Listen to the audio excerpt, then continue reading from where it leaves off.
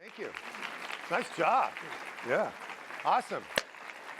Awesome. Good morning, everybody. Good morning. All right. Thanks for showing up this morning. You know what time it is in Denver? I'm from Denver. Guess what time it is? 6:10. Come on, give it up for 6:10 a.m. Come on. Oh, yeah. Oh, wow. There's a camera right here. Hello. Okay. Let's start with a little quick activity. Just see how awake everybody is. Everyone, please make the OK sign with your right hand. Very simple activity. Make the OK sign with your right hand and simply place it on your chin. Go ahead and put it on your chin. Yeah, on your chin. Sir, on your chin? Yeah, chin. On your chin. Go ahead and put it on your chin. Yeah. Chin. You giving up on me? You giving up on me? All right, good. Go back to the coffee. Okay, good. Yeah. I had a guy the other day, he was all pissed off. He's like, it's on my chin. What are you talking about? All right, another one. Just see how awake we are. Here we go. Hands out like this, everybody. I'm going to say 1, 2, 3, clap. When I say clap, boom, you're going to go like that. Here we go. Ready? Only when I say clap. Ready? 1, 2, 3, clap. Okay, good. 4 of us got it right. Let's try it. Last time, I promise. Last time. Oh, let's see if we can all do it. Only when I say clap. She's like, I'm not doing nothing anymore. Whatever. All right, ready? 1, 2, 3, clap. All right, you're staying after class, ma'am. You're staying after class. So speaking of class, I used to teach high school years ago, and I like to ask people to guess what I taught in high school. No one's ever got this on the first guess. Take a stab. History, no. Gym, no. Math, no. Health, no. Science, art, no. Gym, no. No one ever gets this. Think about it. You use this skill every day, and you're going to thank me for this. You are. You're going to thank me for this.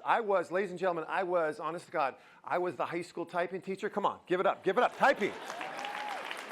JAK space, home row, right? How many of you have high school age kids at home? Raise your hand, okay? Who's got a boy? Who's got a high school age boy? Sir, you do. By the way, these guys are dressed really good today. Let's give them a hand. They're looking good. Boom. Look at that. Yeah. Look at that. Styling, man. And you got a little bracelet thing. That's cool, too. This guy's rocking it. Yeah.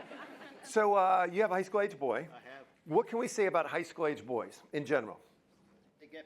They get better. like wine. They get better with time. Okay, good. Who else has a high school age boy at home? Raise your hand. Yeah. What can we say, ma'am? I'm speechless. Okay. Well, my son Charles is 21. He's at college now, has been for a while. But something happened when he was like in 6th grade or 7th grade. Now, I've been a single dad since he was 1 year old. So I had him all the time, and he was like, Daddy. He would call me Daddy for years. I drop him off at school. I think it was like 6th grade. And that afternoon, he made a concerted effort to say, Dad. And that's when things started to change. Ladies, you know what I'm talking about? He started getting that certain walk. You know what I'm talking about, ladies? That certain high school boy walk. And what's your name? Ray, stand up and show us that tough, cool high school boy walk. Why don't you stand up and kind of model that for us, Ray? Just kind of walk down here. That'd be great. You know, kind of a little. There you go, Ray. Boom. Okay, yeah, let's give it up for Ray. That's all right. That's awesome. And I still love talking to high school kids. My message to them is don't take yourself so seriously. You know, you can take other things seriously, but let's not take ourselves so seriously. I'll be walking through a high school. I don't care where I'm across the country, and it's just the dudes, all right? It's just the guys. I'm walking along through the hall of high school. I'm like, hey, how are you? Dudes are all like, you know, were they checking to see if light bulbs are on? Or imagine your conversation, son, how was school today? He's all like, pfft. All right, there's my son, the Pez dispenser, you know, all day like that, right? And they used to say 2 words. They used to say, what's up? Now it's sup, you know, 1-word sentences, right? Are you with me here, yes or no? Now, how many of you have high school age girls at home? Raise your hand. I have found where it's cool for the dudes not to talk. Some of the gals, they just love to talk, right? Not just with their mouth, their whole body. It's more like, oh my God, hi, like, oh my God, you know, whatever, much more animated, yes? And you ladies are still a little more animated than us, guys. Can we say that? And what's your name? Jen. And yours? Anna. And let's say the two of you work together and it's been a couple weeks, right? You haven't seen each other in a couple weeks. You'd have no qualms about embracing in a nice big hug, right? Much more affectionate than us guys. Can we generalize and say that? Because what's your name? Christian. I guarantee you, if Christian and I, let's say we're, you know, it's been a couple weeks, we work together, are we going to embrace in a nice big hug? No. Christian's like, no, man. No, what's up, dude? Yeah, like that, right? And ladies, where do you go to catch up? This is universal. Where do you go? Restroom, right? 2 of you, 4 of you, 8 of you head to the restroom. Am I right? You talk out of the stalls, in the stalls, underneath those stalls. Come on. Like, where'd you get those shoes? Those are great ones, right? Now, that is a total female thing, because what's your name, sir, again? Satish. I guarantee you in the next hour or so, if Satish, am I saying it right, has the urge to use the facilities, what you might, right? Might happen? Yeah. Okay. I guarantee you he will not stand up, head to the exit sign, hesitate, turn around and say, excuse me, gentlemen, I'm heading to the restroom. Anyone else care to join me? Ain't gonna happen, is it? And ladies, we don't do a lot of conversing in the restroom. We can be having a conversation. Boom, we hit those doors, we cease talking, am I right? I stand here, Satish finds the farthest one. He's way over here. Third guy comes in, he's doing a little math in his head. He's like, okay, here's the middle right here. And we're all kind of just staring at the wall, checking out the grout work. There's a nice grout there, not bad. And God forbid another dude stands next to us, and if we make eye contact, it's like, what's up? And then we're out of there, right? So how many of you see this tendency? We start taking ourselves seriously. Raise your hand. How many of you see that as we grow up? You don't see that? You see it. Well, put your hand up, for God's sakes. So who has a 4 or 5-year-old? Who has a little kid, 4, 5, or 6-year-old? Raise your hand. Who's got a 4, 5, or 6-year-old? You do. How many times a day does your kid laugh, if you had to guess? A lot. What would you guess, number-wise? 75? Okay. How about you, sir? A lot? Well, if you had to put in hundreds, he's like, my kid's funnier than hers, for sure. Well, they did a study years ago at the University of California, Berkeley. You guys are into studies, right? Medicine, positive health, et cetera. They did a study. Thank you very much for the flip chart. Let's give them a hand. Big hand for them. Yeah.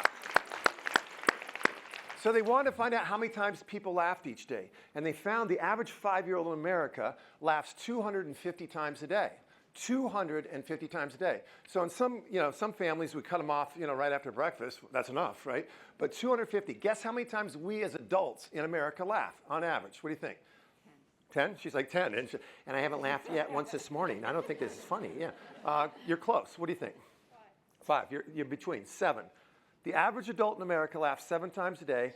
And these little kids are laughing 250 times a day. How many of you put this on your cheek initially? Raise your hand. Who put this on your cheek? Why did you put it on your cheek? Why did you put it on your cheek? Yeah, because I was saying chin, but I was doing cheek. Most of you did what I did, not what I said. Same thing with the clap, right? So how do kids learn from us? By what we say or by what we do? By what we do. Someone once said, your actions speak so loudly, I can't even hear what you're saying. So what are we modeling right off the bat? What are we modeling for kids right off the bat? We're laughing 7 times, they're laughing 250. What are we modeling by our behavior? Yeah, seriousness. Good, yeah, like seriousness. Grow up, act your age, wipe that smile off your face, and get serious, right? Now, when I'm working with college students and high school kids, I throw out that stat and I say, hey, how many of those 5-year-olds that are laughing that many times, how many of them are drinking a 6-pack to have that kind of fun? Or maybe doing meth or something like that. Anybody? Bueller? Anybody? You know what I'm saying? So, yeah, I look at kids and I'm like, wow, they're having a blast, and something happens to us. We grow up and we get a little serious, right? Watch this one. How many of you in this room can paint a picture? Raise your hand if you can paint a picture. 1, 2, 3, 4, 5 over here. So 15, 20 of us out of 200, so less than 10% of us, okay? So you can't paint a picture, is that right? Correct. Correct. How about you? How about you? No? How about you? You might.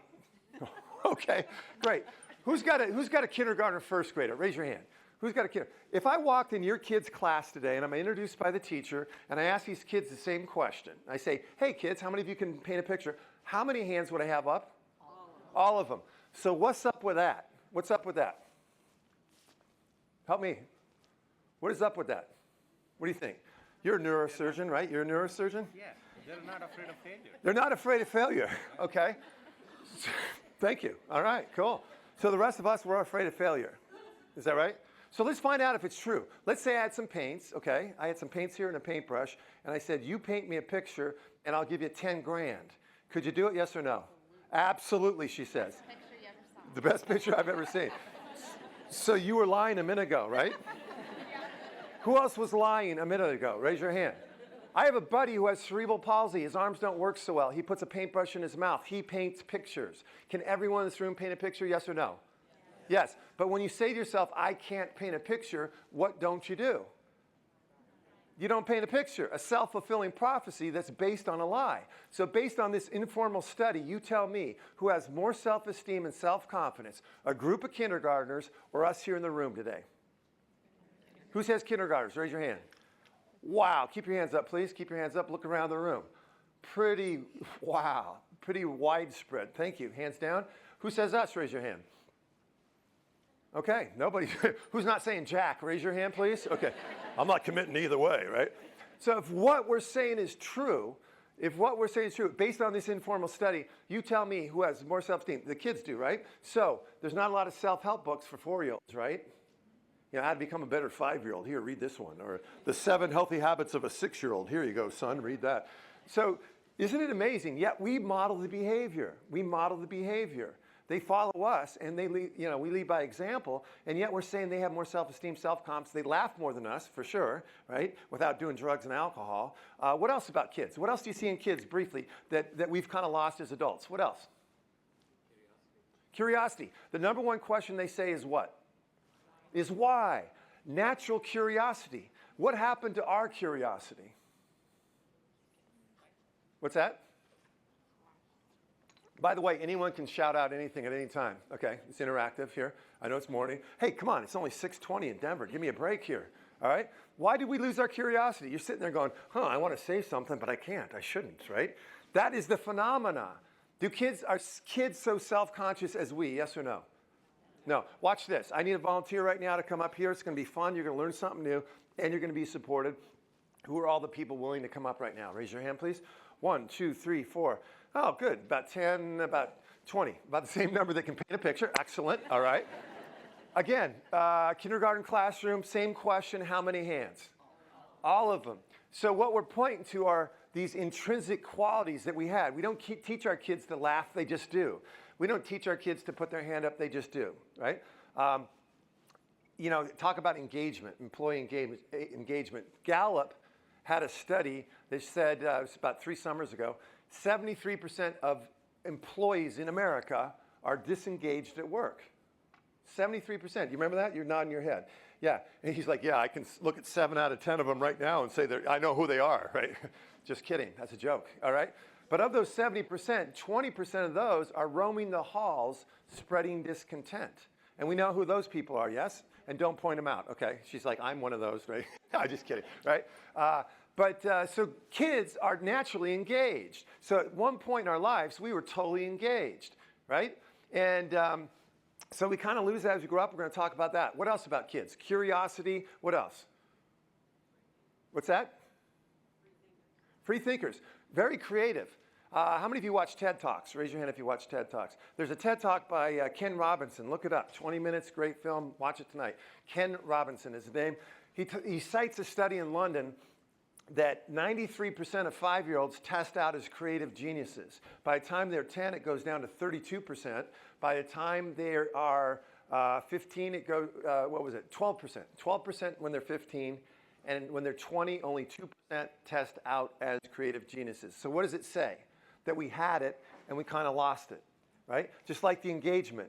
Walk into a first grade classroom, every single hand's up, right? So here's the question.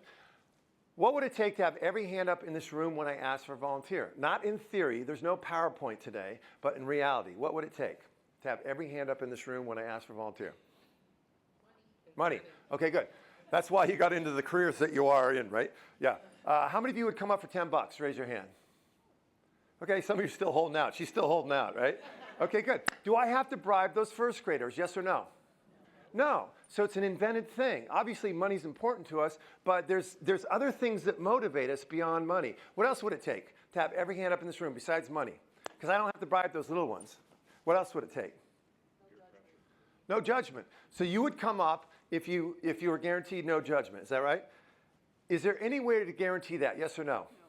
Absolutely not. So if you're waiting to put your hand up, so how we do anything is how we do everything. So if I show up here today and I'm not putting my hand up, I'm probably not putting my hand up out there in the world. Does that make sense? So if I'm waiting till nobody's going to judge me, then to put my hand up, I'm going to be waiting a long time. Does that make sense? Plus, it's not that we're afraid of judgment. We just want to be judged nicely, right? We just want to be judged nicely. How many of you have seen 4-year-olds playing soccer? Raise your hand. It doesn't matter who's on offense or defense, right? It's like swarm ball. They go this way, they go that way, right? I don't even know why they have different colored jerseys. Save some money. Save some money. So I'm watching these kids in Denver. They're playing out there. All of a sudden, Michael stops in the middle of the field. The rest of the swarm continues. Now I'm standing next to his dad. His dad's concerned. Is he physically hurt? Is he emotionally traumatized? What's up with Mike? All of a sudden, in the middle of the field, Mike's watching the other kids. He gets this big smile. His arms start going back and forth like this. He's like, man, I love this game. And then he catches up with the kids again. Now, how many of you walk into your buildings on a Monday morning? This guy here, big old smile on your face, arms whipping back and forth. Man, I love this job. Raise your hands, please. Anybody? Anybody? Okay, good. He's sitting next to his boss, but that's a whole other thing, right? Right? So let's analyze this. What allowed this kid to do that? Because, again, I work with high school kids. Can you imagine a high school kid doing that, like Michael on the soccer field? So, no, because the energy goes into being cool, right? Psst, dude, man, what's up? Yeah, yeah, right? Well, it takes a lot of energy to be cool. So what allowed this kid to do that? What do you think? And what's your name? Jim. Jim, what do you think, Jim? He didn't care. He didn't care. Good. Didn't care about what? What others thought. Whatever's thought. That's bingo. He didn't stop and think, gee, I feel like expressing some spontaneous joy. But wait a second, what's Daddy and his colleague going to think of me? He didn't care what people thought of him, and there's a lot of freedom there. Are you with me, yes or no?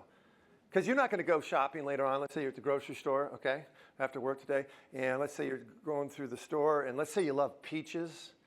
You love peaches? You do, cool. And let's say they're like 20 cents a pound or something ridiculous. Are you going to do one of these numbers? I found my peaches, I found my peach, something like that? No. Why not? Why not? Why don't we do that? I don't want to look like a fool, I think. Wegmans. Right. So good. How many of you do not want to look like a fool? Raise your hand. Okay, good. Who has more fear, kids or us? Big time, right? Big time. Kids are pretty fearless, right? So again, we could go on in a full day session. We'd write down all these things. What would it take to have every hand up in this room, right? You talk about employee engagement, and there's books on it, but we were engaged. Think about it. You're at the playground, right? You take your kid to the playground, and you're sitting on the bench. You're just sitting there supervising the other kids. Did you ever once have your kid come up, sit next to you, and go, gee, Mom, this looks like a blast? No thanks, I'm going to watch the others play. Yes or no? No. So these are innate qualities that we're pointing to here. We all want to participate, but we stop because we become very self-conscious. We're worried what folks think, yeah? Are you with me? But it limits our joy. It limits our involvement with others. It limits our patient care. Are you with me here? If I'm focused on me all the time, and see, Michael, is he more of a verb or a noun? Let's just ask that. Michael on the soccer field, more of a verb or a noun? He's a verb. He's in action. Kids are in action. They're running, they're jumping, they're playing, they're peeing, they're all, like that, right? So how many of you do not want to be embarrassed? Raise your hand. Okay, let me ask you this question. How much energy do you spend living your life trying not to be embarrassed? What do you think, doctor? You missed the question. Man, of all the people to miss the question. So, my kids find me embarrassing. Your kids find you embarrassing. That's good, right? But why do you think it is that we have this fear of embarrassment that's so huge? What do you think it is? What do you think it is? We're very self-conscious. Let's look at our fear. Everyone, please close your eyes. Close your eyes and think of the most embarrassing moment of your life. Go back in time, all right? Keep your eyes closed. Most embarrassing moment of your life. And I'm walking around the room. I'm going to tap a couple of you on the shoulder. Now, keep your eyes closed. If I tap your shoulder, I'd like you to be one of those that comes to the front of the room and shares that most embarrassing moment with the entire group, okay? Just a couple people. Try to keep it to about 30 seconds or so. Most embarrassing moment. So if I tap your shoulder, okay? Oh, we got some visitors over here, too, in the classroom. I see you. I see you. Okay, good.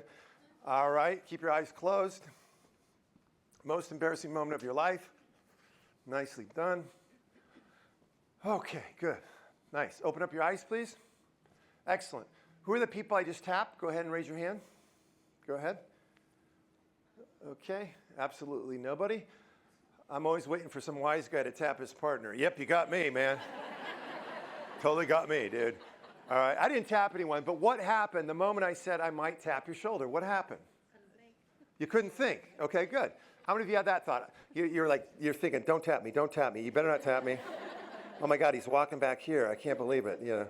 Okay, how many of you had that going on? How many of you had this one? I'm going to have to lie. I can't tell that one if he taps me, right? So that's an example of fear, and kids are pretty fearless. One of the best things I love about children is they don't have a lot of fear, right? And the fear of embarrassment is huge. Fear of failure is huge, right?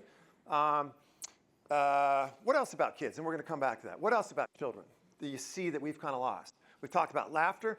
Again, they laugh, more self-esteem, more self-confidence. Oh, I'll never forget. I love asking the question, how many of you can paint a picture? And I was there. There was about 700 people in the audience. It was a bunch of farmers. And there was a kid there with his grandpa. I said, how many of you can paint a picture? His hand's up, right? And maybe 12 of the other 700 hands. I had the microphone. So I went over to him. I said, what's your name? He's like, William. I said, William, how old are you? He's like, 6. I said, can you paint a picture? And listen to what he said. He went, yeah. It wasn't, no, maybe. You'd have to try, stick figure, whatever. It was, yeah. And I asked him a silly question. I said, how about all your friends at school? Can they paint a picture?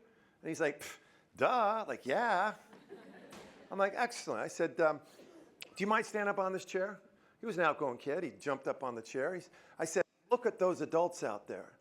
Most of them said they couldn't paint a picture. Why do you think that is? And I give him the microphone. And here's this little kid. He stands up. He's looking all over. He's looking all over. Oh, they just don't have the paint supplies. He just answered the question. The reason you can't paint is we don't have our paint supplies, right? Isn't that brilliant? I just love them. So who's more honest, kids or us? Kids. If I was talking right now and I had a dangler, like a dangler, crusty dangler, out of my nose, you know what I'm saying? Okay. I just got 3 of you to check your nose. That guy back there just went like this. You did, honest to God. He was all nervous. He's like, okay, I want to know if I have something. If I had you're doing it right there, ma'am. You're kind of doing that. Come on, a little bit. Yeah. Let's see how honest we are. How many of you pick your nose? Raise your hand. Come on. See, we're full of baloney.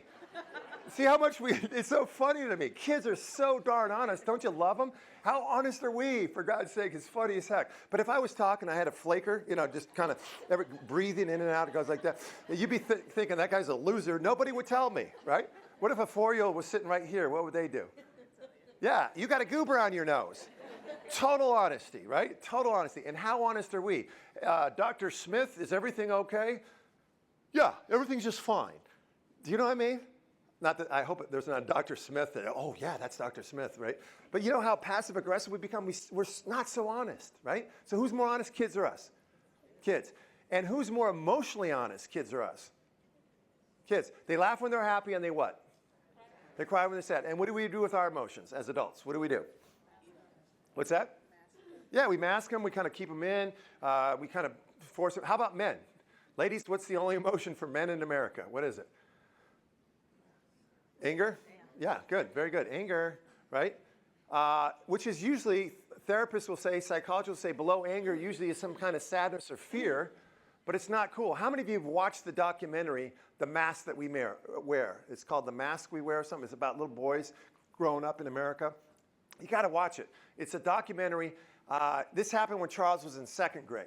He came home, and he's like, Daddy, they made fun of me for crying. And I said, honey, it's okay to cry. Totally okay to cry.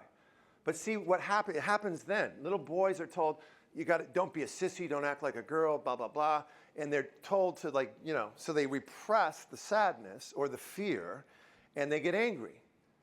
Now, I know that there was a recent shooting, but since Columbine High School, there's been about 80 mass shootings in this country. How many of those were initiated by women? Anybody? A couple, maybe, right? So it's a dude issue. And I travel all over, and there's grown men. There's grown men at the airports that are, the plane is canceled, and they got the ties on. They're like, oh, son of a rough, right? Arr, the anger comes out. Ladies, someday we're going to be more emotionally honest, okay? And this is what you're going to see. They're at the airport. They're like, oh, you mean my plane's canceled? Yeah, just give me a second. Oh, yeah, I just want to get home to see my. But that's the more honest emotion. That's the more honest emotion. So again, kids are emotionally honest, right? They're more emotionally honest than us. So we're pointing to innate things.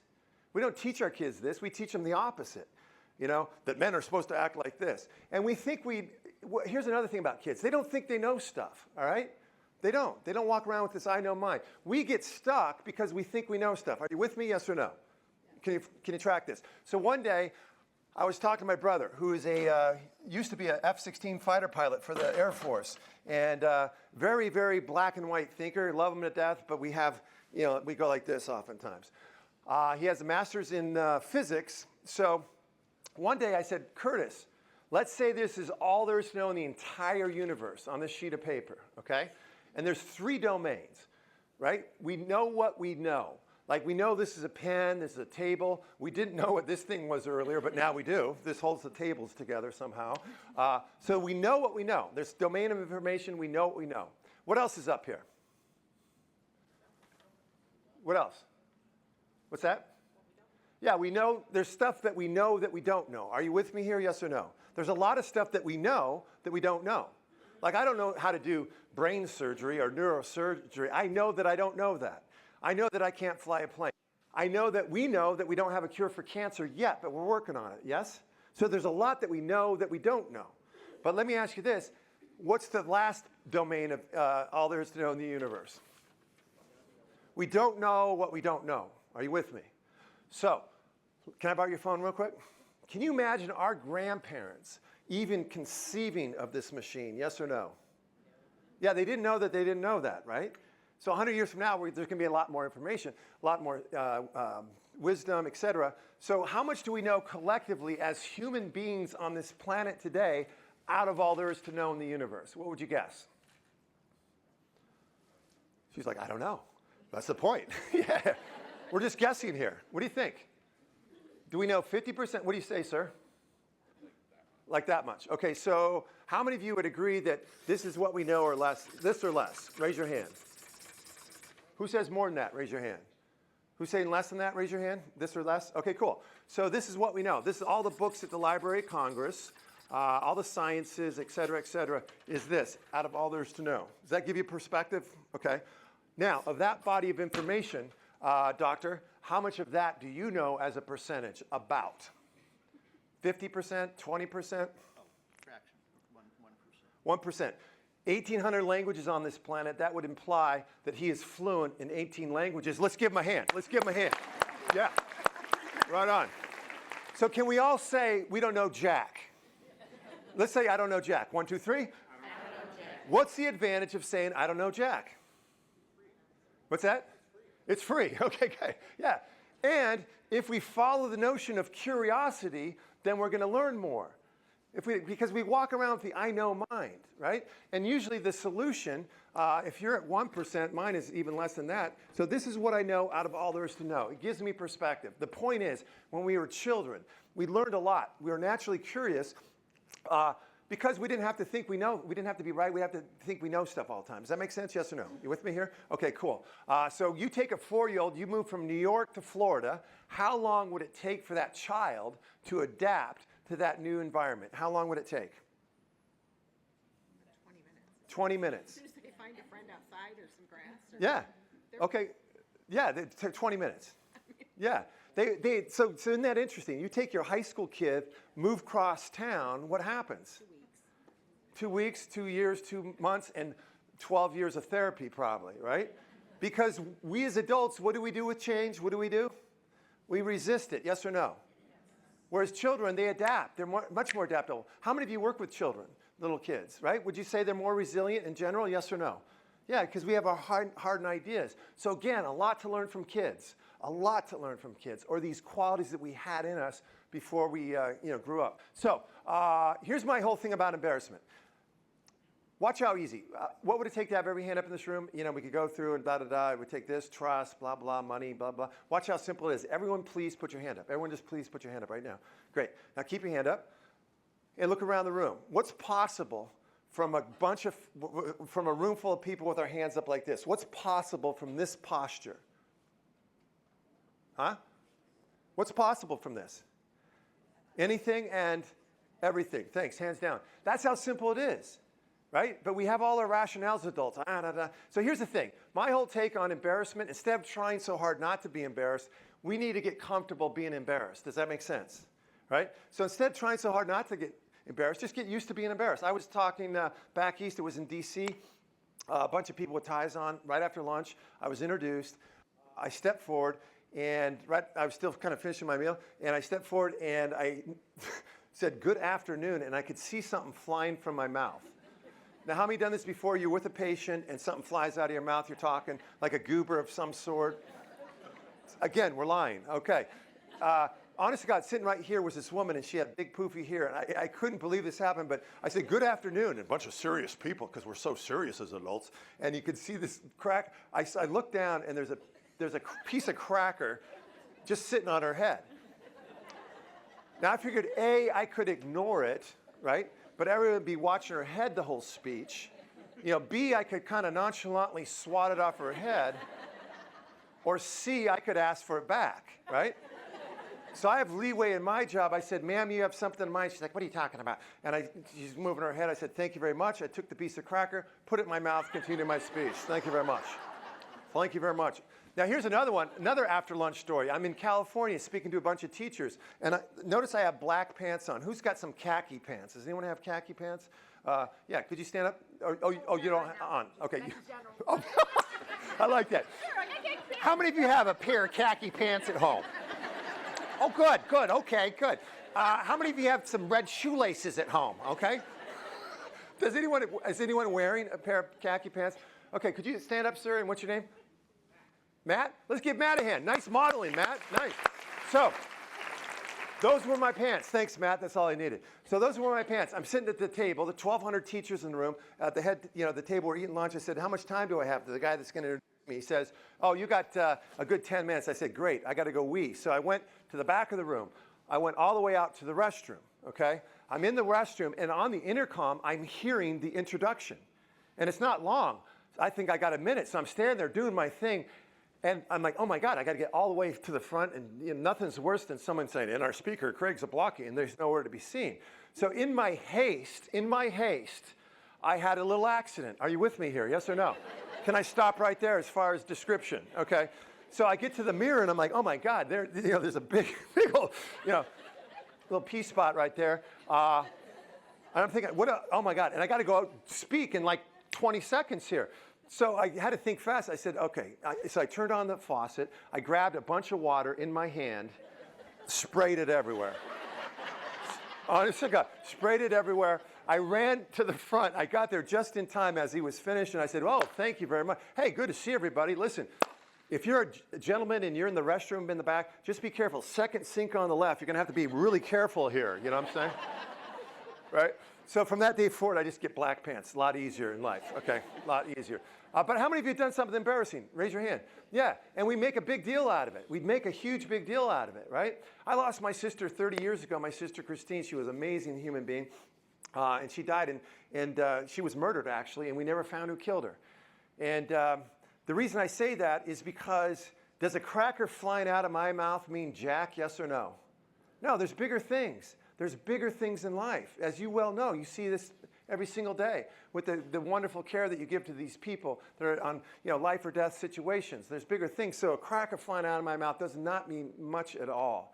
And I think the whole thing about embarrassment is so huge for us adults, especially in our culture, because our culture's kind of becoming a little narcissistic, yes or no? Are you with me here? The YouTube, and how come these little girls that have such great self-esteem at this, when they're this big, they're at the wedding and they're just dancing, having a blast. They get to middle school, they see all these magazine covers at our grocery stores, and they all of a sudden go, "Oh, I got to be like that to be somebody?" It's insane to me. It's absolutely insane what we're modeling to our kids. Michael on the soccer field, the joy that he has. My son used to come in when he was about this big, 6 a.m. He'd come into my room. "Daddy, Daddy," he'd be waking me up. "Daddy, Daddy, might wake up. I mean, he was just psyched to get up in the morning. How many of you woke up this morning like, "Yes, I woke up, hello"? Raise your hand, right? We get a little cynical, yes or no? Yeah? And how about this one? Children They ask the questions. They're not afraid to ask questions. They're not afraid. Where do they spend their time? Where do they spend their time? In the moment, yes? You know, the best patient care, the best we could ever ask is just to show up and be present, right? Safety happens when we're present. But most of us, we spend most of our time where? You're physically here, right? And what's your name? Jeremy. Jeremy's physically here, but he could be totally spaced out, right? You could be totally spaced out. You could be thinking like, wow, that game was really great on the weekend, or I can't believe Tiger Woods won, or geez, my whole life would have been different had I only married Barbara. Or were you thinking that, Jeremy? Come on. Yeah. You were? Okay, good. He was thinking that, right? But we're space cadets, yes or no? Are you with me? You know, when kids are playing Lego, what are they doing? They're playing Lego. When we're playing Lego, first of all, if I said, hey, how many of you can play Lego? A lot of us would go, no, I can't. No, they got better Lego. They were born with a golden Lego in their mouth. Or the other hospital they have more, nicer Legos than we do. We don't have the resources for the better Legos. I should have done Lincoln Logs. Where's my therapist? You know what I'm saying? Instead of just playing Legos. Are you with me here, right? So kids just totally live in the moment. So here's the whole thing on embarrassment. We're going to do something right now. Everyone stand up, please. Everyone stand up. And we're going to do a little activity that hopefully causes some embarrassment. Are you with me? Yeah. So again, we don't want to try to not be embarrassed. Just to get comfortable being embarrassed. Now, if I said we're going to crank the tunes, and there's a little gap here, this always causes a little, self-consciousness, like, oh, look, they can see us over there, right? But if I said we're going to crank the tunes and we're not leaving this room this morning until we're all in dancing, how long would it take? How long would it take? All day. We'd dance for a minute, right? And then we'd sit down. And I bet most of us would be like, okay, this is stupid, this is cheesy, what does this have to do with employee engagement, and then we'd sit down. And then we'd do it again, and again, and again. And maybe by 3 in the afternoon, this gentleman here might be like 80% in dancing, but still 20% self-conscious. Are you with me? You don't want to see me dance. You don't want to see, yeah. Yeah, that's the thing. See, that's our concern. You don't want to see me dance, but if we had to, I said we're not going to leave this room until we're all in dancing, how long would it take? It would take days, right? Because all day we'd be looking at what? Our resistance. That's all we'd be looking at. Like, no, I'm not a good dancer, or, I don't get it, or I don't have my beer yet, or, whatever, right? Blindfold me. Blindfold you, and there you go. And everybody blindfold. And then you'd be on. Yeah, you'd be grooving. Now, when I work with college students, here's the thing. We use drugs and alcohol to access this place that I'm asking about. You know what I'm saying? Because if you're all in dancing, if you're 100% just dancing, there's no room to be self-conscious. Are you with me? When you're performing a surgery, you can't be self-conscious. Your focus is entirely on whatever you're doing. Am I right? Yes or no? So if you're not concerned about anything else, and if Michael on the soccer field was living the same way, so I'm asking, how can we show up like that all the time, right? Just to be present, Here we are, and not be so concerned what people think of us, because it gets in our way of joy. And we're talking about joy, not pleasure. Pleasure's like Las Vegas, okay? It's short-lived. I get on the plane in Denver, everyone's like, woohoo, Vegas, right? Going to Vegas. Coming back from Vegas, how are people? Oh my God, get out of my head hurts. I got a hangover. I lost all my money, right? So it's a short-lived thing. So so we're not going to dance, but I want you to think about that, right? All we'd be looking at is our resistance. And that's what we do as adults. We resist change. We resist, you don't look at me like that. And we have these identities, these egos that get in the way of joy, of service, of having more fun, of speaking our truth. Are you with me, yes or no? So here's what we're going to do. It's called Everybody Go, and here's how it works. So everyone kind of face this way. I'll stand right here, all right? Drop your hands. Okay, I know it's the polite thing like this. Anytime we're asked to do something a little uncomfortable, a lot of us stand like this, or like that, or like this, right? So just shake it out, and here's how it works. I'm going to say, everybody go. I'm going to do a sound or a movement or a combination of both. Your job as a group is to say, yeah, and then duplicate that sound or movement. And let's all wave to the people. To the people there. Yeah. Hey, guys. Awesome. So you're going to do it too, all right? You guys are doing it too. So I'm going to, like, for example, I might go, everybody go. You would go, yeah, boom. So just say yeah and do the activity. Very simple, right? Everybody go, hi there. Yeah, hi there. Everybody go, I've got it. Yeah, I've got it. Okay, cool. Pretty easy, right? How many of you are willing to give 100% to this activity? Raise your hand. Who's going to give 100%? How many of you are going to be slackers? Slackers, raise your hand. Okay, good. Slackers. So slackers, afterwards I might say, hey, how was that? And you might say, Craig, that was stupid. And I might say, okay, great, were you all in? And you'll say, no. And then I'll say, well, then what do we have to talk about? How do you know, right? It's about experience. So I would encourage you, just for the 30 seconds we do this, go all in, all right? Here we go, ready? Everybody go, okay, Craig, yeah. Okay, Craig. Everybody go, you go, girl, yeah. You go, girl. Everybody go, big biceps, yeah. Big biceps. Everybody go, naka, naka. Yeah. Naka, naka. Everybody go, what's up, dude? Yeah. What's up, dude? Everybody go, I don't understand this exercise. Yeah. I don't understand this exercise. Everybody go, nah, nah. Yeah. Nah, nah. Everybody go, whoop, whack, whoop, whack. Yeah. Whoop, whack, whoop, whack. Everybody go, I don't get it. Ah, whoop. Yeah. All right, give yourselves a big hand. Have a seat. That was beautiful. Man, that was beautiful. We got that on tape. So how many of you felt a little uncomfortable? Raise your hand. Who felt a little uncomfortable? Good, good. That was the point, right? What was it for you, sir? It was a little uncomfortable. What about that made it uncomfortable? Maybe everybody was looking at me. Okay, good. How many of you were looking at him doing that? Oh, yeah, the whole back row. Oh, yeah. They're all back there. Did you see him go, right? You know what I'm saying? We're so worried about the zit on our forehead from high school, but everyone else is so worried about their pimple over there. You know, this whole thing about self-consciousness is just overrated, totally overrated. Who else felt a little uncomfortable? No one's putting their hand. I saw hands earlier. What was it for you? I couldn't see very well, so I was leaning over. Oh, you couldn't see well. So you were thinking, I got to do this right. Was he going, everybody going, nick, nick, nick, or was it, whoop, whoop, nick? And in the scheme of life, does it really matter, right? Does it really matter, right? So, so we got to learn ways to take ourselves less seriously. How many of you been out to Vegas before? Raise your hand. So I was working at a hospital out there, and a bunch of us went out afterwards to Caesar's Palace. And there used to be these statues that moved every hour. Have you seen those? There's like these statues, and people gather around at the top of the hour, and all of a sudden, I'm Caesar. And they just come to life. And afterwards, people just kind of walk away. Well, I was standing there, and at the conclusion of these statues, I'm like, oh, yeah, woo, woo. Now, the people that felt like, you know, all of a sudden they felt this obligation. They're like, okay, oh, I guess that's. And before you know it, we had all 200 people applauding these inanimate objects. You know how something's funny for a while, and then there's a whole dead space, but if you persist, there's a whole nother level? Well, people are leaving, but there's 30 people afraid to leave us by themselves, and I start chanting, Caesar, Caesar. And people are like, Caesar, Caesar. And finally, it kept going. This gentleman, he's kind of bent out of shape. He comes up, he's like, I don't think they're coming back for an encore. I'm like, wow, the things we get pissed off about, right? So later on, I'm walking through the crowd. And see, as adults, we're always in a hurry. And good patient care is about being present, yes or no? I mean, it's amazing. I was at the airport, where was I? Chicago. I'm waiting for a plane. It just doesn't take long at all.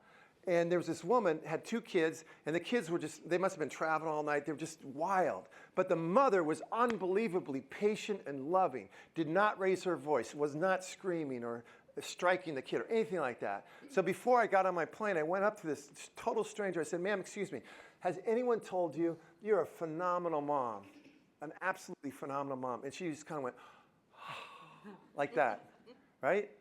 Just, it took 10 seconds. But we're always in a hurry and we miss opportunity. So that afternoon in Las Vegas, I'm walking through this crowd of people, right? And there's this dude who's walking like this with his arm behind him, okay? Now, trailing him about 5 feet was this woman, and her arm is out like this. I happen to be at the right place at the right time.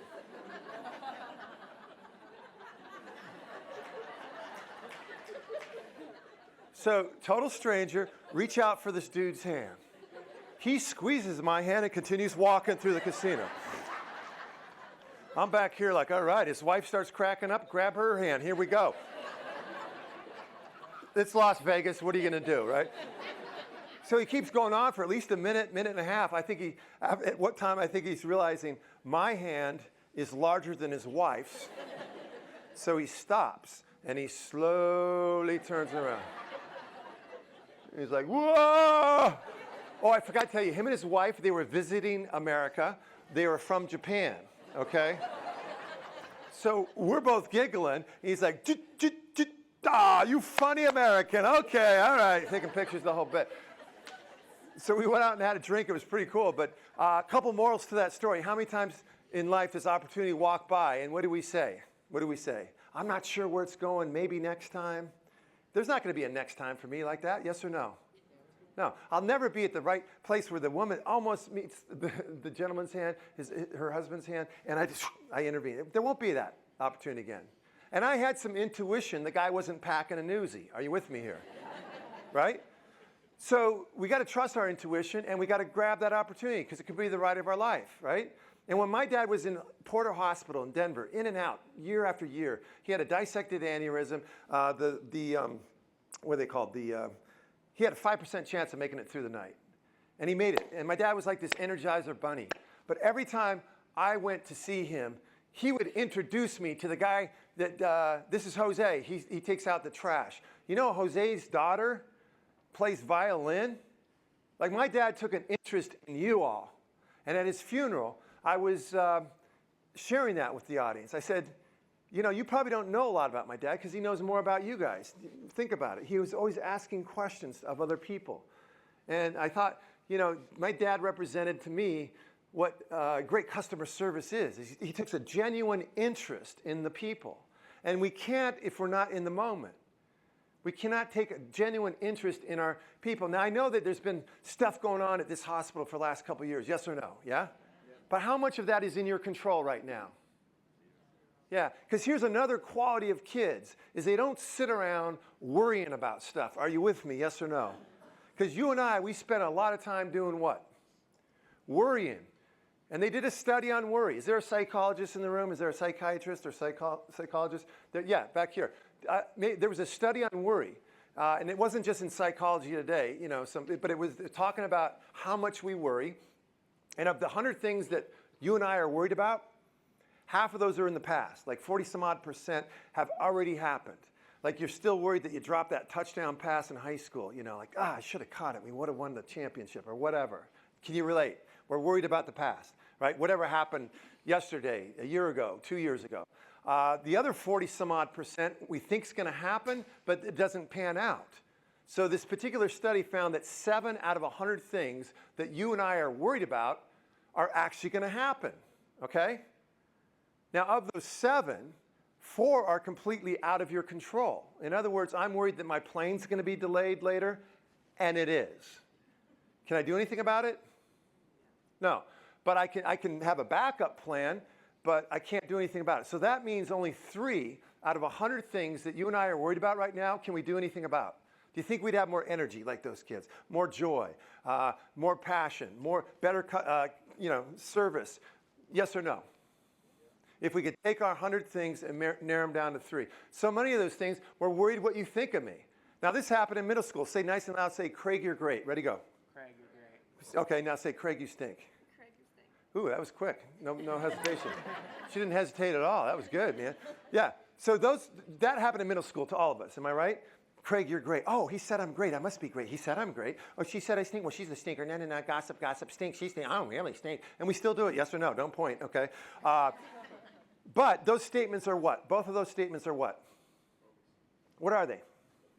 Opinions. That's all they are. But we put so much merit in them. Like, oh my gosh, right? But after a while, you know, they're both opinions. You might be saying I'm great because you want something from me. You might be saying I stink because you're having a bad day. I don't know, right? And guess what? There's truth to both of them. Like, yeah, I can see both sides, right? I can see I can stink and I can be great. But after a while, if we start going thank you and thank you, it doesn't matter so much what other people think of us. Does that make sense? And we start serving people instead of pleasing people. Big difference between serving and pleasing. Are you with me? You're a friend of mine, let's say. Okay, Janet, you're a friend. You have a drinking problem, okay? She's like, well, how did you know? How did you know? Yeah. Let's say she does. What would please her? What would please her? Give her a drink. What would totally serve her? Take the drink away, right? So serving looks different than pleasing. When I'm pleasing you, I just want you to like me. But serving is different, and that's what you all do. You're servers, right? And we got to be willing to stand up and speak our truth. especially these days, there's nothing wrong with standing up and saying, here's what I did, and being vulnerable. Being vulnerable. I love kids. My son Charles, 21. He plays rugby at CSU in Fort Collins, Colorado. He called me in May, and several times this summer, at least 2 or 3 times. But he called me in May. I was in Chicago, and there was 3 phone calls. I don't know why they don't leave voicemails. Why don't you millennials leave? Why is that? Come on, Chris. What do you think? What's that? You text. Okay, cool. Right on. Okay. Get used to it, man. Just text, whatever. Takes too much effort. No, I'm just kidding. So anyway, so I call him back. Charles, I said, what's up? And there was a pause. He busts into tears. He said, Maddie blew him off. His girlfriend broke up with him. And he was crying. And I love him for that. I love him that he can still cry. He's not this hyper-masculine dude that is bullying and all this stuff. Yes or no? Are you with me? I mean, we got to be more emotionally honest like children. Number one, I want to show you how fear holds us back. What's the number one fear for many adults? What is it? Public speaking, right. But only 2 fears that we're born with, evidently. 2 fears that we're born with. You know what they are? You're not born with the fear of failure. Guess again. Fear of what? Falling is one. Very good. The fear of falling is one innate fear, and the other one is the fear of landing. Okay. Yeah, he got it. It's a joke, dude. Okay, come on. I'm going to mess with you. Oh, I got to see you smile. That's good. I got to smile. That's good. Yeah, it's not a good joke, but it's a joke. All right. Fear of falling is one. The other one is fear of loud noises. These are kind of innate fears, but every other fear of embarrassment, fear of failure, all these things that hold us back from being more engaged happens all the time. So number one fear for many adults is public speaking. How many of you are scared to death to talk in front of a group? Be honest. Who's scared beyond repair? Who's really scared of this? You are, yeah? And what's your name? Chris. Chris, come on up. Let's give Chris a big hand. Big hand. Yeah. All right.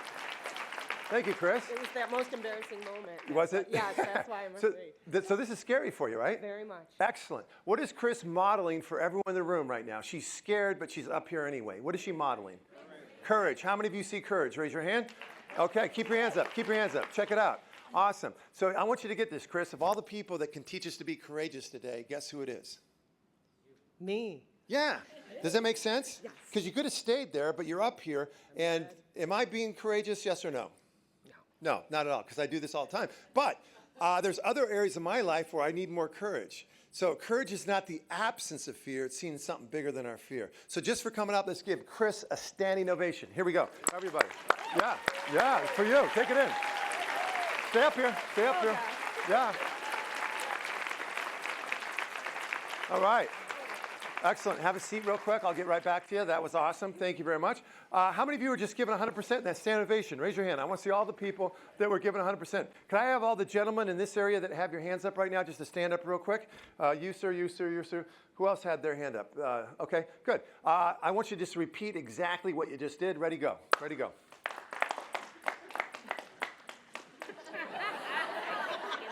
Wow. Okay. Can I work with you? Can I work with you? Sure. Okay, you guys can sit down. Thank you very much. What's your name? Tom. Tom, that was 100%, right? That was 100%, right? Yes. Okay. Who's a mathematical whiz in the room? Who knows math? You know math, young man? What does 100% mean? All of it. Okay, so that was... There's nothing more. So there's nothing more. Is that right, Tom? Right.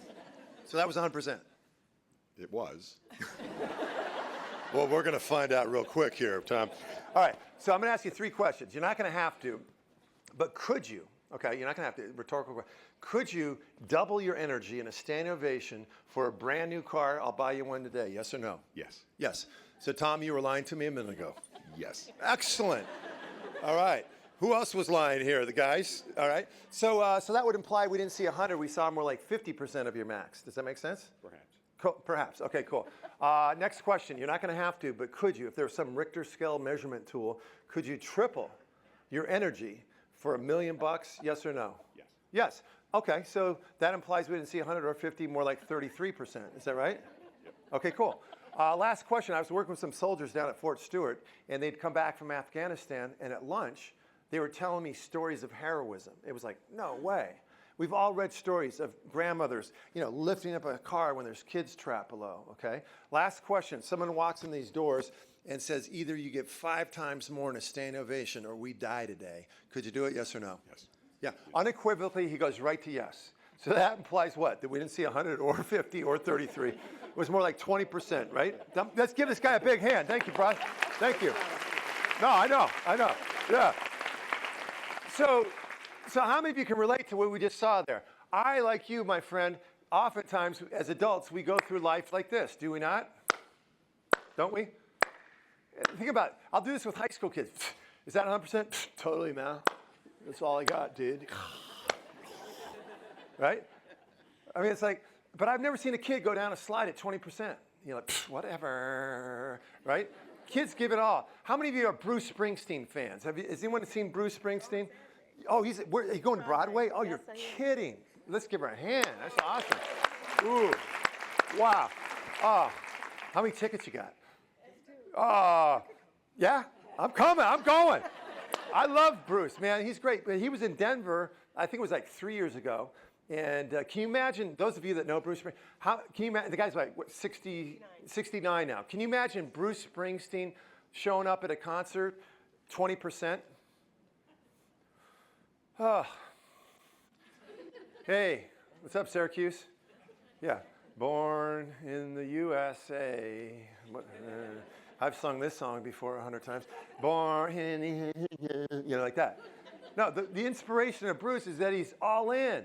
That's why we love kids. They're all in, right? You have employees here that are all in, yes or no? And they're an inspiration to others, and they're an inspiration to the patients because they're all in. They're not spaced out. They're not living in fear. They're not walking around with big old egos going, do I look okay? Me? Are you with me here? So let's try this one more time. I want you to stand up. We're going to get closer to 100%, the whole room, just for 3 or 4 seconds. Everybody, ready? 1, 2, 3, go. Ho, ho. Yeah. Boom. Yeah. Yeah, look at them. Woo!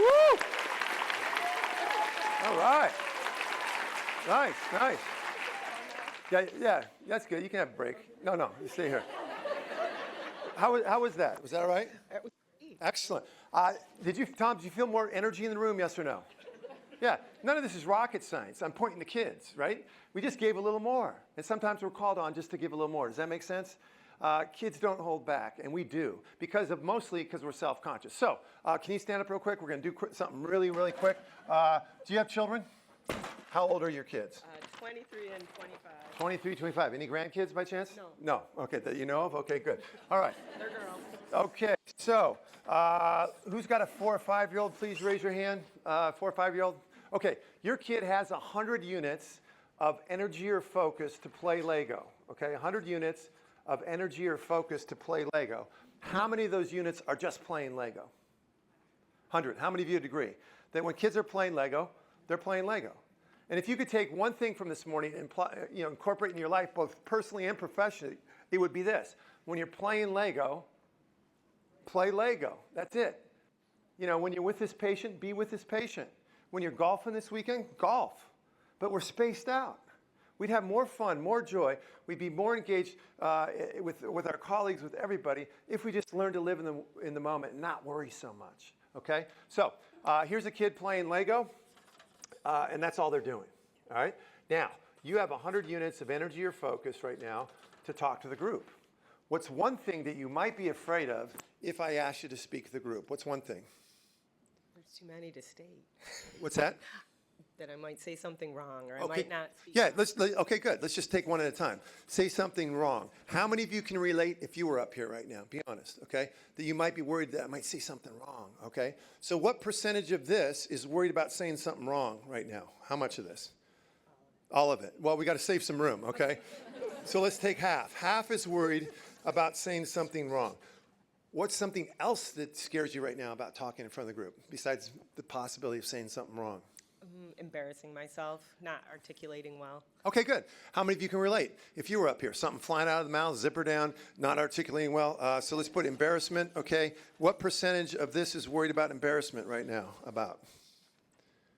Most of it? Okay, we'll take it down to here. Good. You guys get the idea? Yes or no? One last thing. What's one more thing that you might be afraid of? How about their opinion of you right now? Are you worried at all about that? Oh, just a little, yeah. Just a little. Okay, good. See, just a little, but how many of you can relate? This worried about what people think of us, I swear, it gets in the way of more joy in our life and better patient care and more fun. We got to drop it. You know what I'm saying? Because after a while that, you're great, you're not, you stink, whatever. Okay, who cares, right? I want to show up and just be alive. Okay, so what percentage of this is worried about that, about what others think? A good amount. Okay, good. So you get the idea. Here's a kid playing Lego. They have spaghetti sauce all over their shirt, boogers just draining down their nose, and they're farting, okay? But this does not affect them. They're just playing Lego, right? You're about to give a speech, and you have all this stuff going on, so maybe you have, 5% to do the task at hand. Are you tracking, yes or no? So here's the question of the day. What would it take for you to get to 100%? What would it take for you to get to 100%? I'd have to use my humor to get through it. That's what I use. Okay, good. But how do you get to 100% here? You're at 5% now. Come here. Can you see this, right? So this much is taking this much of your energy. This is taking this much. So you have 5%. What would it take for you to get to be all in or 100%? I don't know. Forget about all that. Okay, that's one way, yeah. Yeah, you could get your PhD so you knew more than all of us. You get the nicest hairstyle like we do. You have to look this way. You could rehearse it and go over it, practice. You can get a little earpiece so if you forget something, blah, blah, blah, right? You could try to be perfect, or I'll show you the shortcut. Who's someone in your life that you love a lot? Who do you love? My husband? What's his name? Andrew. Andrew. And Andrew's the lucky man. He's going to Bruce, isn't he? Yeah, he is. Yeah, darn it. Okay. I don't have competition for Bruce. So let's say you're, instead of a couple hundred people in the room, let's make it 2,000 people in the room. Are you with me? Yep. Okay, more pressure on you. Mm-hmm. And Andrew's up on stage with you. Are you with me? Yep. And your husband is in harm's way. You with me? Your husband's in harm's way. Would you stop at nothing and helping your husband? I would help him Immediately. Would you be worried about saying the wrong thing? No. Embarrassing yourself? Would you be worried about what they thought of you at all? In that split second, how many units of energy or focus would you have? 100%. So you went from 5% to 100% in a split second. What changed? I was worried about the one I love. Your focus went from where to where? From worrying about what others think to worrying about the person that means the most to me. Okay. The focus went from who to who? This stuff is about who? Wait. Come here. You're doing great. Let her do her work, okay? Where was your hand earlier? This stuff is about who? Other people. About who?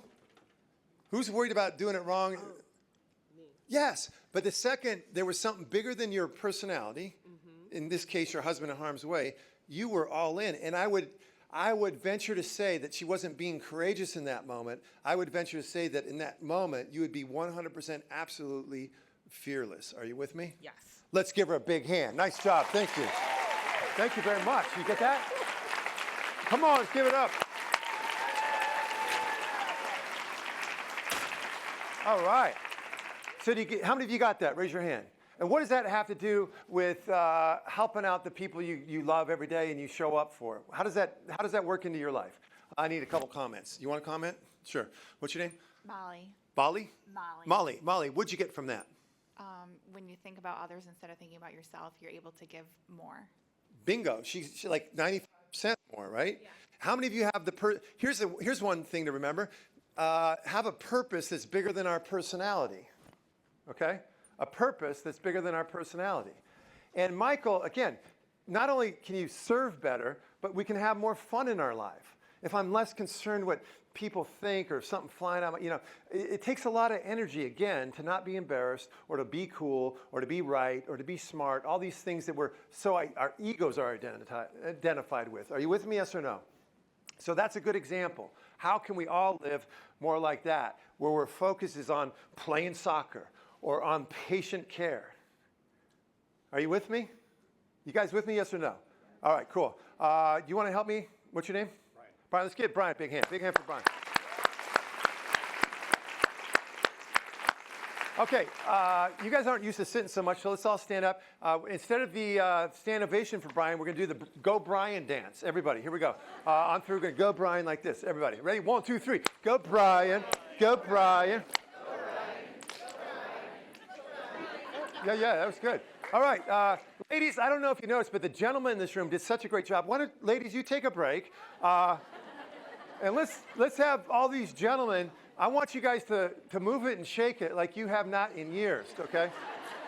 I want to see what doctors can do as far as the dance moves. So go Brian again, but let's get into it, all right? You ready? I'm watching you guys too, all right? Here we go. Go Brian on 3. Ready? 1, 2, 3.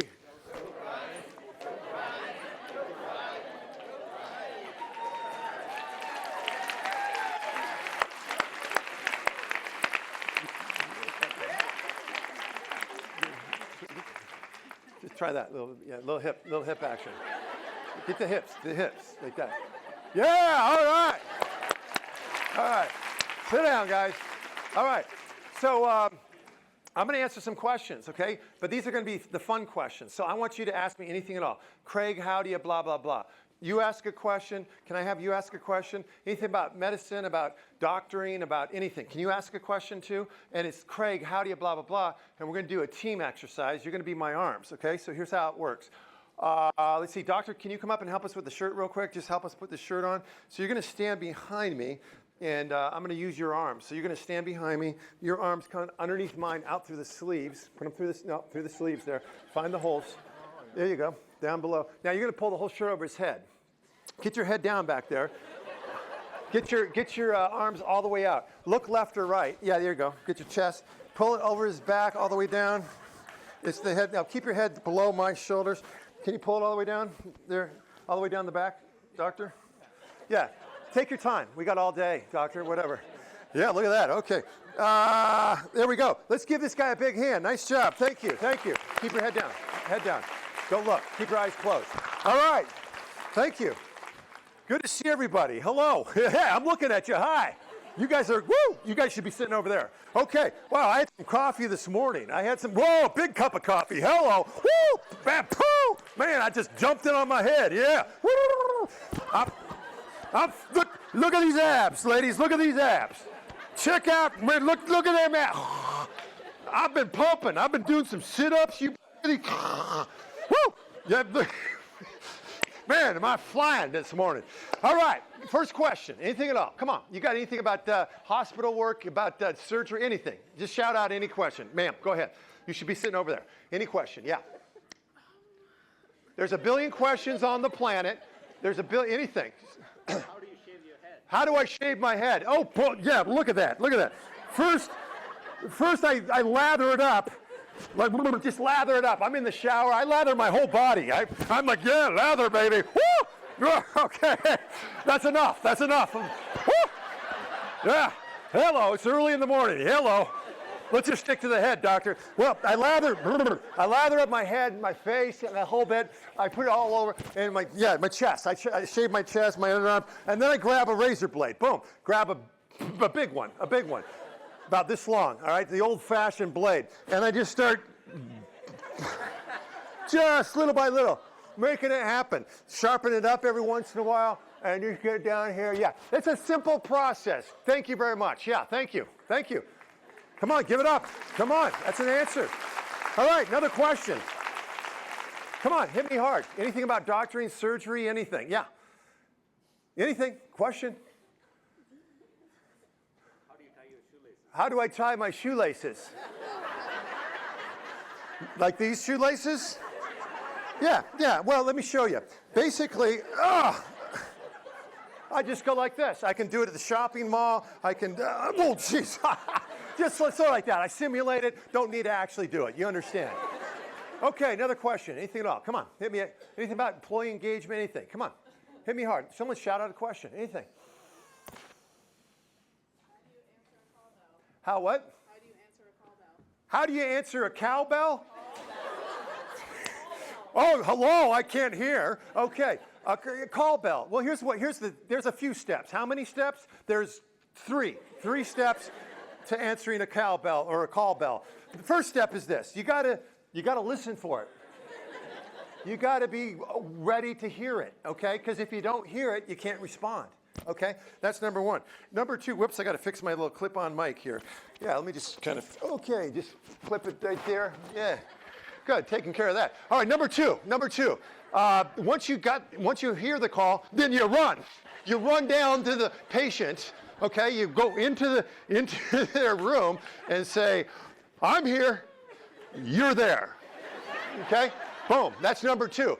Third thing, very important, is this. You know what I'm doing there? Yeah, exactly. I'm listening to the patient. Very good. And once I hear what they say, here's to their request, I usually do this. I go, okay, I hear you. It's important that they hear you, okay? Okay, one last question. Anything at all? Come on, hit me hard. How do you remove a gallbladder? Okay, good. I love that. Okay, there's 10 steps. 10 steps. These are big. Now, this is gonna 1, 2, 3, 4, 5, 6, 7. Yeah, there's 10. Okay, first get on the horn. Okay, call in somebody that can actually perform a gallbladder operation. That's number 1. Okay. Second thing, when that person shows up, that him or her shows up, here's what you do. You say, "Hey, doctor, look at me. Look at my belly button. It's on the side over here." You know, if you have the hots for the doctor. Okay. Third step. Number 3, gallbladder removal is this. You gotta center yourself. Okay. You center yourself, okay? You got to be centered. And number 4, I don't know why we picked 10 steps to this one. Number 4 with the gallbladder. Number 4 through 8. 4 through 8, boom, boom, yeah. All those are the actual operation itself, okay? So once you stitch up the patient, it's all performed. You take your time, do it on yourself. Show them what you're going to do. Say, and actually do it on your own body so the patient sees what's going to happen. And the final step is this. Once the patient awakes, you go like this. You go, "Let me shake your hand." Right? You do. You go, and then you go like this. And if the patient responds, "Come on, give me your hand." And if they can make that movement that you just saw right there, they are healed. They are healed. Yeah, hallelujah. Praise, yeah. All right, let's give this guy a big hand back there. That was awesome, baby. Oh my gosh. Yeah, all right. Well, I hope we all learned a little something there. Not quite sure what, but let me ask you this. How many of you were anywhere else but right here? Were you just right here? Okay, good. That's great. Were you spaced out thinking of something else? That's the main thing that we're trying to say. Presence, presence, presence. Now, was he taking himself seriously, yes or no? No, if he was like, "Dude, man, I'm not getting in a shirt with you," then it wouldn't have worked. Was he giving 100%? Yes or no? Yes. What if he was giving 20%? Would it have worked so much? Probably not. Let me ask you this. If I was answering those same questions by myself, would it have been that entertaining? Yes or no? Probably not. What if he's up here just with his arms doing that kind of stuff? Funny, yes or no? Probably not, right? How about if we were doing it without you in the room? Would it have been funny, yes or no? Probably not, probably not. So you made it safe for that to happen. That's the example of all in, right? And I guarantee you that's an example of 1 + 1 = 3. Synergy. When we're both taking ourselves lightly, we don't know what's going to happen, where we're going, but instead of being afraid of that, we were like, yeah, bring it on. This is fun. And that's where life can be an adventure and fun every single day. You know, you see something new every single day, yes or no? It's never the same thing. And who's in charge of your attitude? It's always you. I can always point my finger, and I do. Especially what's going on in our country now. I point my finger, but then I ask myself, I got 3 fingers pointed at me. Where am I a bully? Where am I a mean person? I got to ask myself that, because that's the only person I can ever change is myself. You know what I'm saying? And I have to have the courage to be able to look introspectively, because I was working with a woman. She was counting the days until she could retire. Do you know people like that? Counting the days till she could retire, all right? She was a teacher. She had 12 years till she could retire. Can you imagine sending your kid to a teacher like that, right?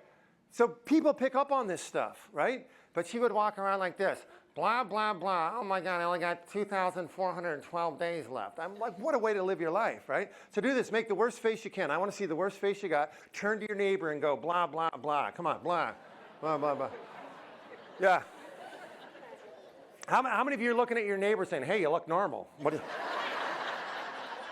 Whoa, that's a bummer, right? So one day she walks into my office, and people like that, they want to suck you dry, yes or no? They just want to suck you dry. They, hey, it's nice out. Well, have you heard the forecast? It's supposed to rain till 3, or whatever. They always have a negative response. They're always complaining, right? So one day she walks into my office, and she's like, blah, blah, blah, bubble gum under the typewriter. I can't believe kids these days. And I was like this. It wasn't real. It was fake. I was like, no way. That's a bummer. Terrible. And the wildest thing happened. After a while, she's like, wham, wham, wham, wham, wham, wham, wham, wham, wham, wham. She was still complaining, but she had a smile on her face. She had no clue why. To do this, make the biggest smile you can. I want to see the biggest cheese you got. Now, make eye contact with at least 4 people. Hi, how are you? Good to see you. Hi, how are you? Yeah. How many go, I didn't know that dude had teeth back there. Right? So I know you've gone through a hard time the last couple of years. I was talking, and I know that it's easy to get in that place. Yes or no? You know what I'm talking about? That little kind of like, but I want to tell you one story before I close today about someone that can make a huge difference. One person can make a huge difference. So it's going to take a couple minutes, but it's about my son. And Charles was in 11th grade. This was 4 years ago at a small school in Denver. 15 kids in his class, really small school. And there was only one sport for boys, and it was basketball. And I was the assistant coach. I travel, so I missed some of the practices. But there's head coach, assistant coach, then there was me. So that year, his junior year in high school, our team finished 3 wins and 18 losses. So not a good season, okay? So fast forward to the spring semester of his junior year. And since we don't have a sport, he could go play sports anywhere else. So he was playing baseball at East High, a 5A school in Denver, and he was getting really good. I had bought a catcher's mitt, and he was a great pitcher. His batting average was great. And Dad's thinking scholarship. Sophomore year, I'm going, man, this is scholarship city. So a couple days before baseball practice, he comes home. He said, hey, Dad, there's a sport at East High. It looks pretty fun. I said, what's that? He said, it's called rugby. And how many of you have seen rugby before? Okay. Anyone play in this room rugby before? So he ended up being the 8-man. He said, I said, why do you want to do that? Oh, well, first I said, well, when is it? I was thinking summertime. He said, oh, it starts tomorrow. I said, wait, baseball starts tomorrow. He said, I know. I said, you're willing to drop baseball to try this new sport?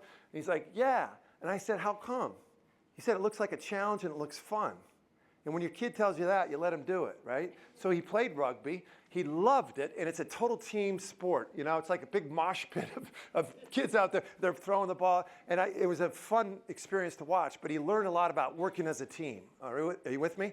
So first day of basketball practice, fast forward to senior year, first day of basketball practice. Same kids, same coaches, 3 and 18 the year before. Senior year, single A basketball, we're ranked number 97th, okay? Head coach says, go shoot 10 free throws. Count how many you make and come back to the baseline. So all the boys went and shot 10 free throws, came back to the baseline. Very first day of practice. Head coach says, listen, last year we were terrible from the line. If you miss 3 or more out of 10, I want you to get on the line. You're going to run the first suicide of the year. So about 70% of the boys, 80% of the boys get up on the line. They're like, oh, yeah, like this, right? And everyone knows what a suicide is. You sprint like this, halfway, like that. So Charles steps up to the line. And one of his buddies says, Charles, you only missed 2. You don't have to run. He turned around and said 5 words, swear to God, that changed the whole season. He said, I'm part of this team. That's all he said. Now, what did the other boys do? They all were like, okay, I guess we're here too. Now, he didn't say, I'm part of this team, and darn it, everyone else get on the line. He said, I'm part of this team. That's all he said. So that night at dinner, I said, Charles, man, you keep this up, dude, no telling what's going to happen, right? You lead by example, So the next day, he stayed after practice, shot free throws, and 2 other boys did for like 45 minutes. By the end of the week, all the boys were staying after to practice their free throws. So, long story, fast forward to the end of the season. Season before, 3 and 18. Now we're up in Glenwood Springs, Colorado, the night before the quarterfinals in the state basketball championship. We had gone from 97th to 3rd playing the third-ranked team in the state. No new boys. You didn't have new people coming in. No new coaches, no new management staff. It was just one person leading by example. And I never forget, the night before the final, or the game, the quarterfinal game, my son has the guys together, says, listen, tomorrow we got to leave it all on the court. He said, I don't want 20 years from now to regret that we could have given more. Win or lose, give it our all. So the next day, the boys get on the court. We're playing this great team. Hadn't played them all year, the third-ranked team.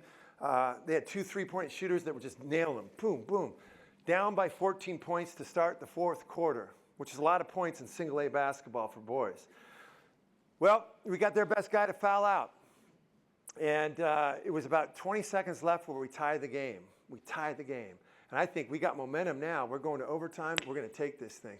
The other team gets the ball. They dribble up past half court. There's 4 seconds left. I'm watching the clock. Hey, just play great defense. Don't foul. Don't foul. The guy from the other team, with 2 seconds on the clock, throws up this Hail Mary. Swish. Game over, season over. Boys are crying. And it was like, oh, man. But let me tell you something. Being part of an organization, or that, for me, to be a part of that basketball team that year, and we've all had that experience, where you're part of a team, where there's something bigger than ourselves.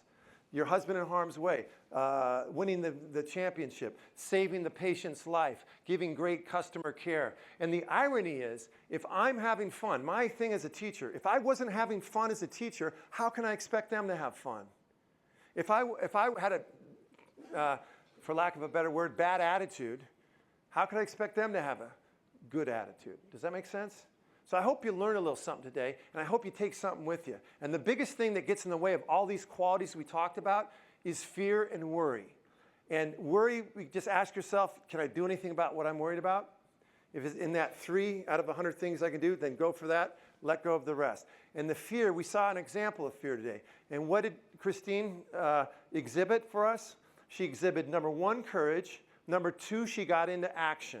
If I would have said, I want you to go in the hall, I'm going to have you come up and think about it, or, think about it for 20 minutes, I'm going to have you speak to the group, would that have helped, yes or no?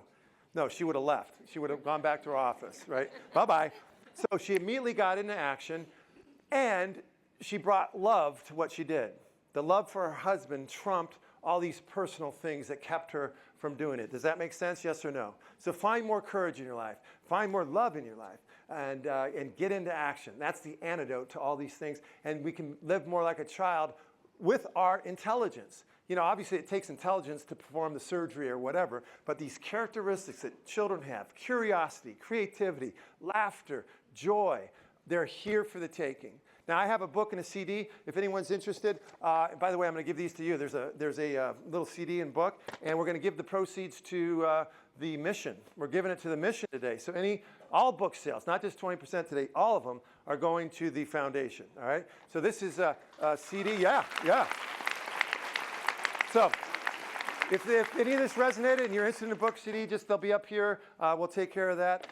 Thank you. You guys were awesome today. Thank you so much. God bless. Have a great day. Thank you very much. Thank you. Thank you. Thank you. Thank you. Oh, come on. Thank you. Thank you, Syracuse. Thank you. Thank you. Thank you. Or wait for them. I don't know if they see that. Thank you.